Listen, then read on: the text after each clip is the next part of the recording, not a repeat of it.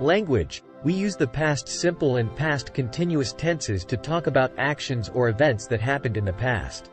Today, we'll explore the differences between these two tenses and when to use them. Let's start with the past simple. This tense is used to describe completed actions in the past. For example, I studied for my exams yesterday. Here, studied is the past simple form of the verb study. The past simple is commonly used to talk about one-time or repeated actions that happened and ended in the past. On the other hand, we have the past continuous tense. This tense is used to describe ongoing or continuous actions in the past. It emphasizes the duration or the interruption of an action.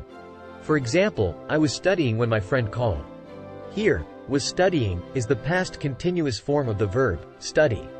The past continuous is often used to talk about actions that were in progress at a specific time or actions that were interrupted by another event in the past. So, when do we use the past simple and when do we use the past continuous?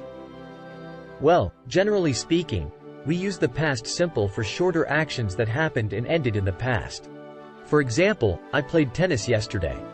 On the other hand, we use the past continuous for longer actions or actions that were interrupted. For example, I was playing tennis when it started to rain. However, there are some exceptions and special cases. For example, we use the past continuous to describe background actions or situations in a story. It sets the scene for the main events. For instance, it was a dark and stormy night. Thunder was rumbling in the distance, and the wind was howling. Now, let's summarize the key differences between the past simple and past continuous.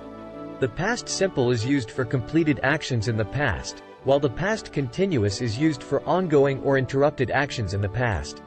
The past simple is commonly used for shorter actions, whereas the past continuous is used for longer actions or actions that were interrupted. Additionally, the past continuous can be used to describe background actions or situations in a story. So, next time you talk about past events, remember to choose the appropriate tense.